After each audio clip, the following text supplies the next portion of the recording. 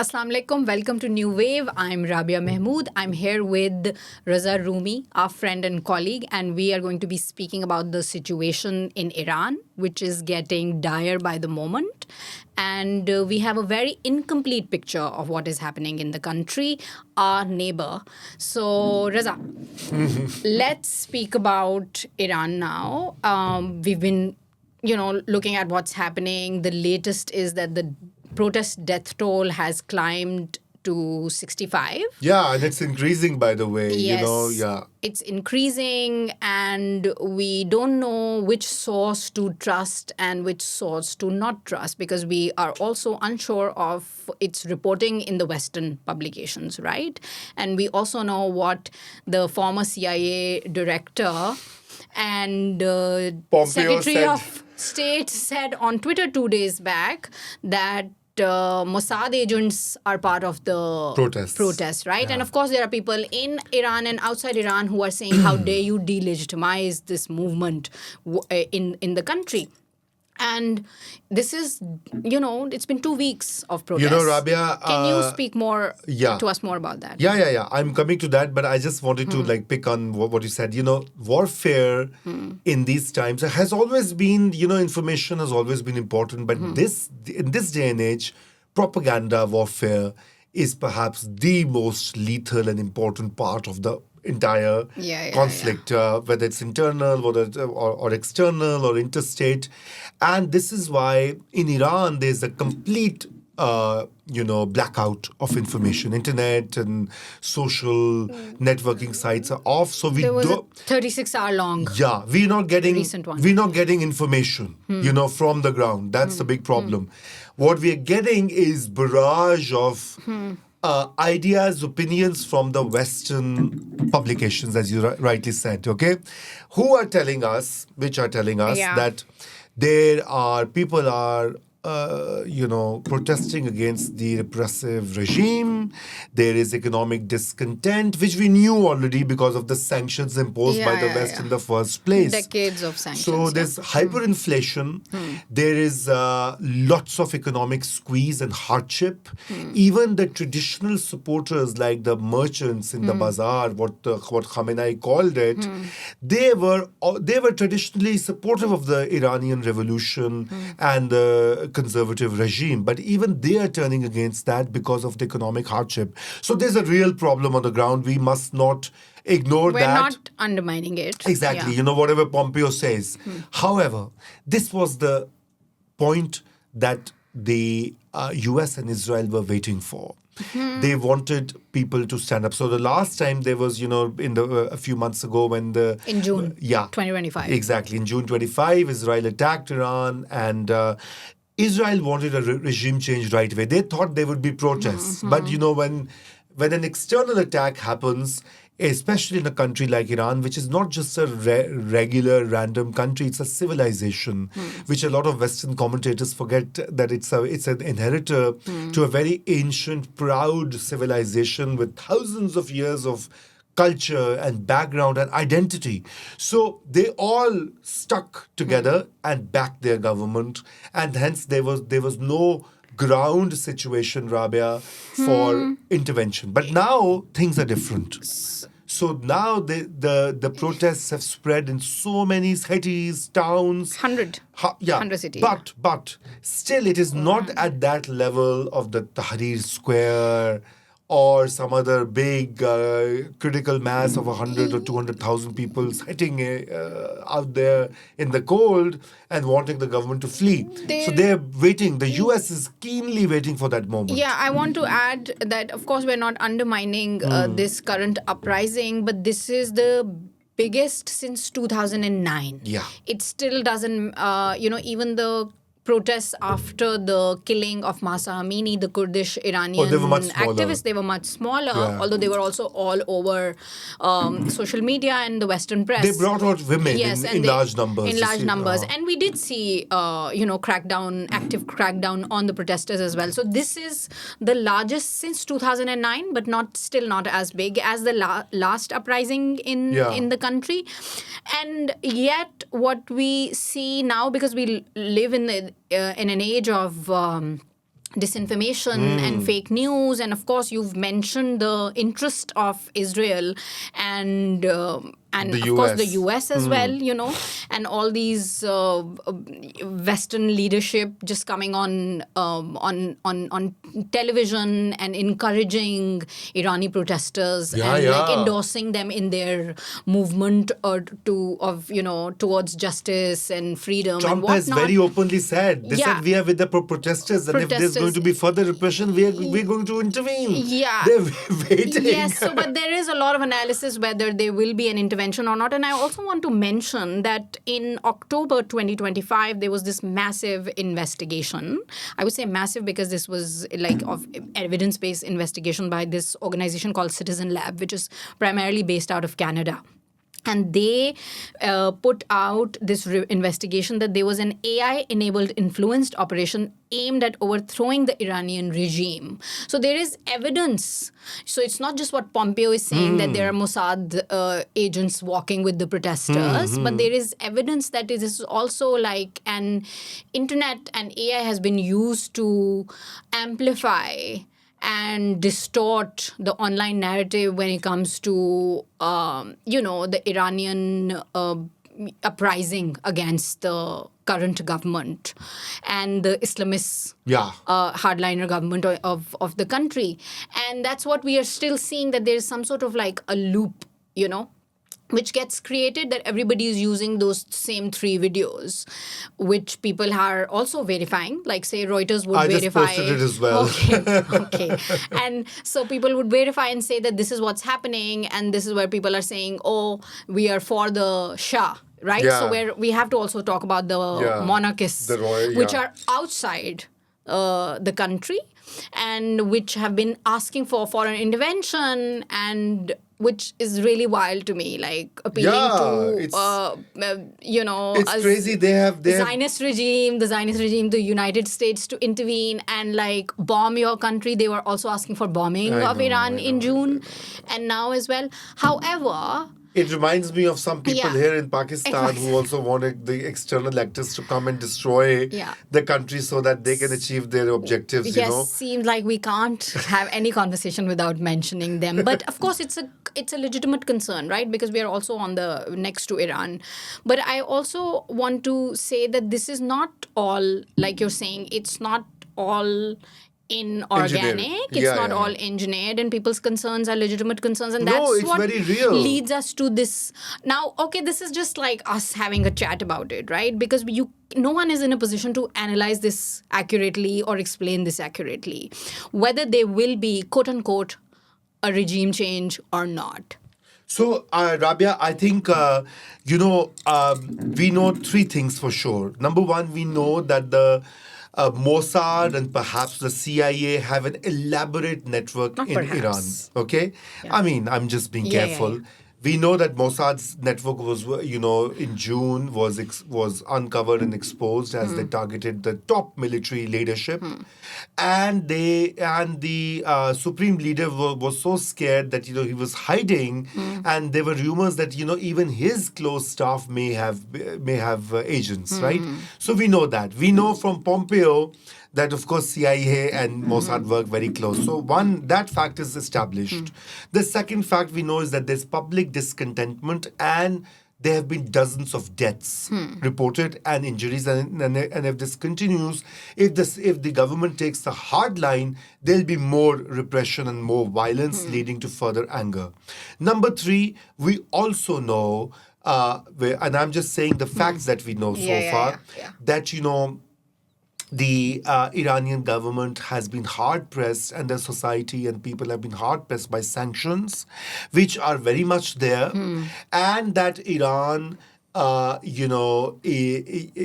I mean, these things don't happen overnight. It takes, years for them to brew.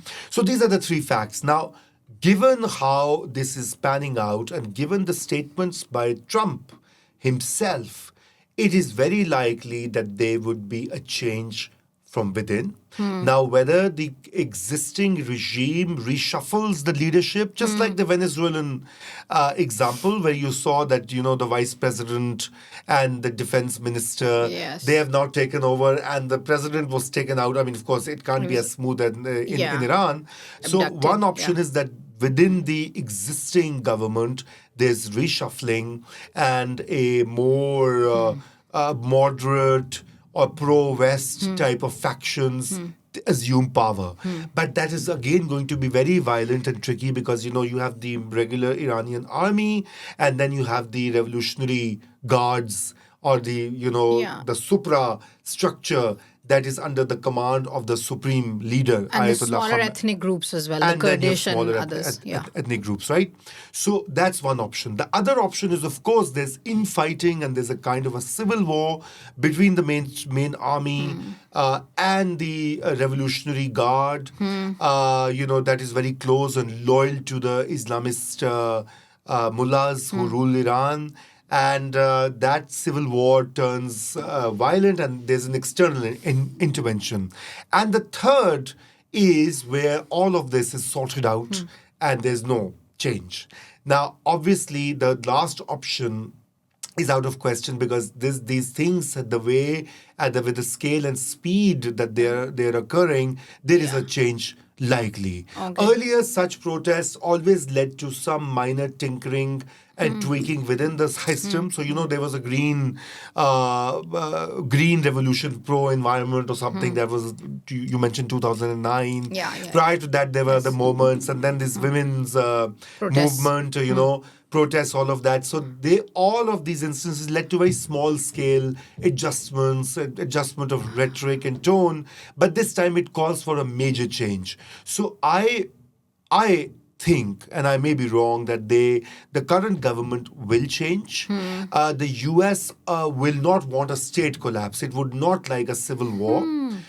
Because that would be very problematic. Like the rest of the countries that they have intervened intervened, and they're not going to send boots on ground. So perhaps using their networks, their intelligence networks from Mossad, CIA, and now don't forget that India is also going to cooperate and collaborate with Mossad if needed. If needed, and or India maybe has a presence there. Maybe already have a presence there. So because remember Kulbhushan Yadav, the spy who was caught, who was meant to come and who's imprisoned in Pakistan, was actually arrested from Iran. From Iran, yes. Right? Yes. And the Chabahar port has a big, that's an India-Iran collaboration. Yeah. This brings me to our last discussion point, and we just have like a couple of minutes for this, is what does all of this mean for Pakistan, considering an unstable Iran is definitely not in our favor. And I also want to speak a bit about what the youth are basically doing in Iran, right? They are vandalizing and attacking shrines and symbols of religious worship because they think that they represent the repressive Islamist regime. And what does it really mean for quote unquote the liberal intelligentsia for Pakistan? Because I've already seen people are looking at it and saying like, oh, even Iran might succeed in reversing, the hold of the Islamists in the country. What does it mean for us? And these are tricky questions because, very problematic questions. I don't have an answer, but I'll tell you my perspective. About our border and Balochistan and I think that's what something it means for us. So, well, the first thing before we go on to us, I do want to add one point, which is that, what we have to closely watch is the view from China. Because, you see, China has entered into various agreements with Iran, long-term agreements, long-term arrangements, and it is also buying oil from Iran because despite the sanctions, so that has been a major problem. And if you see the U.S. action, major problem for who? For the U.S. For the U.S. Yes. Right. So Venezuela was also selling oil to China. China is the world's growing economy. It's a giant. I mean, as they say, the dragon has woken up, the BRI and all of that. And and then Russia is a net provider, and then Iran. So also the US is limiting Russian oil sales. It has taken over Venezuela indirectly, and now it wants to curtail Iran. So these are directly hitting on Chinese economic interests in the world as well. So we have to also watch that very closely, how far the US can go without calling into a direct confrontation with China. But Yeah. I don't see that happening. But anyway, coming to the region, the West Asia or Southwest Asia, where Pakistan is located. Pakistan, Balochistan, Iran. Pakistan's, so there's a shared Balochistan, half of which, well, a big territory is in Iran, and a sizable territory. Our largest geographical entity in Pakistan is Balochistan. And obviously, this will have direct implications for Pakistan's southwestern border. And that is a matter of concern because there's many separatist movements, guerrilla movements in our part of Balochistan. And there are also movements in the Iranian Balochistan, Yeah. very, very brutally repressed, mind you. Yeah.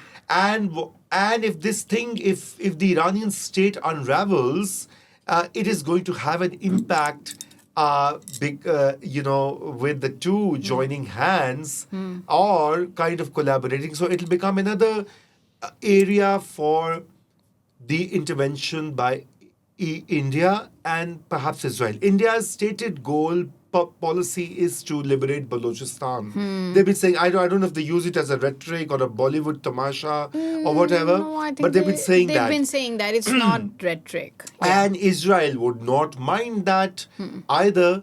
But let's see what they say. So that's one concern we have. But the other concern we have is that the refugee problem. We have barely dealt with the Afghan refugee. Crisis, yeah. I mean, in fact, it's an ongoing crisis for the last 40 years, 45 years.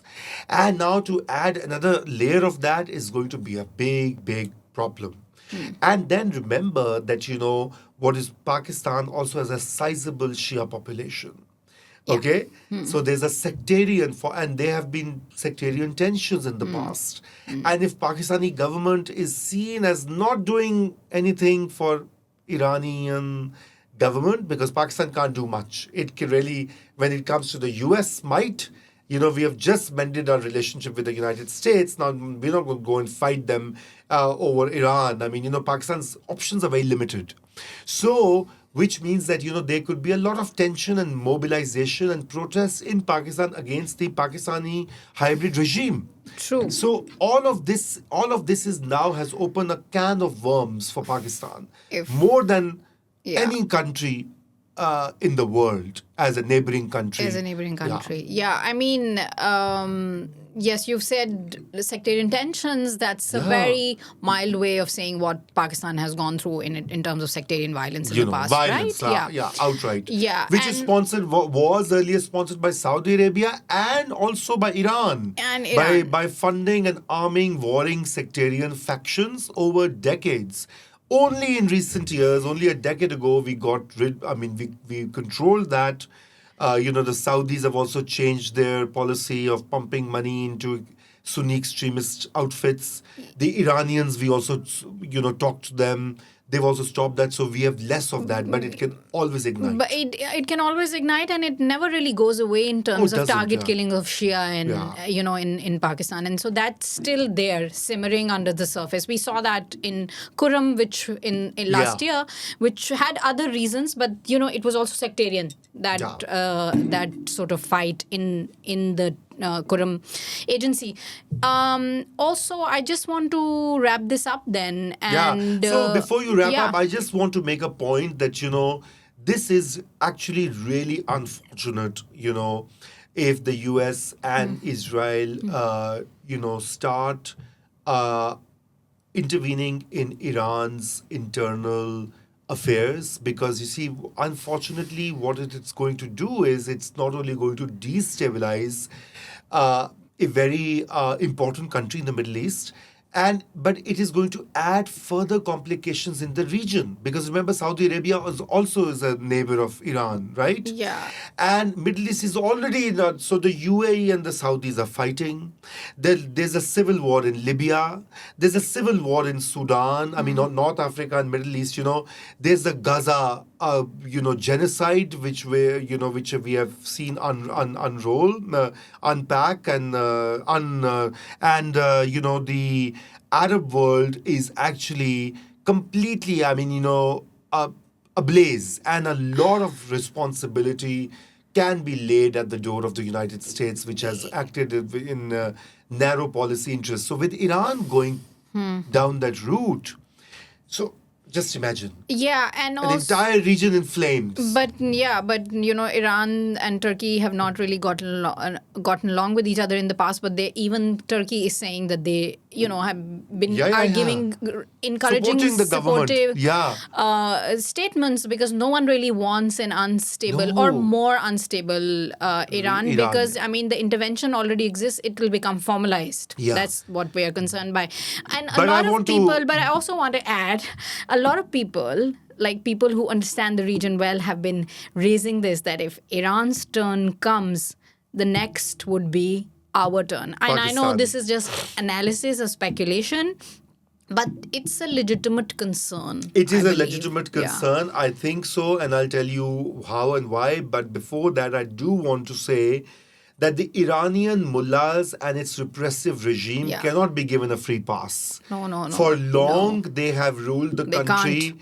in a like a dictatorship. They have crushed a lot of movements. A lot of young people are not happy there. The economic hardship always drives people on the streets, but even otherwise, Iran is a very diverse and culturally rich country, and the mullahs have ruled there with iron hand. And there's a stories of corruption galore. True. The top mullahs Which have been actually is- milking lots of money. Which doesn't get reported at all. No. People want to speak about women cover their heads Yeah. in Iran. That's The not the real- story. The real story is the corruption. Yeah. And the mismanagement and the looting of plundering of resources by a very narrow elite that takes the garb of religion, or as we know in Pakistan, uses the Islamic touch Yes. to legitimize everything. Okay, so this is what has been happening in Iran, and so I'm not saying that we should blame the victim now, but actually Iranian government has a lot to answer for where we are today, for their inflexible, indoctrinated policy. People really praise them, or standing up against it, the Americans and the Israelis. But you can't run countries like that. You have to be pragmatic in this world. No. And we were basically criticizing the co-opting of the movement of the people of Yeah. Iran by the West Yeah. or by Israel. That was a Exactly. concern. Raza, thanks so much No, for... before. what? So thank me later. Now, Okay. Pakistan is next, and I'll tell you. We just talked about Balochistan. So, with seeds of instability already sown in Balochistan for decades, now with this change, Balochistan is going to be a very, very difficult and violent region. It already is very violent, but it's going to become worse because of the mineral wealth over there and because of all these external actors. And the second is the sectarian sort of warfare that we talked about, or the attacks on Shias. But more importantly, it is Pakistan's nukes that worry Israel. Not so much the US, but for Israel And India. and India, as Yeah. you know. And remember, they are now best friends. In fact, they only have each other. So when ultimately the test comes, even others withdraw. So that is where Pakistan's challenge will really lie if there's a regime change in Iran. Yeah, and on that very dreary, morbid note, I will say Khudafiz to our viewers, and thanks for your very candid views on this issue. Thanks for watching. Khudafiz.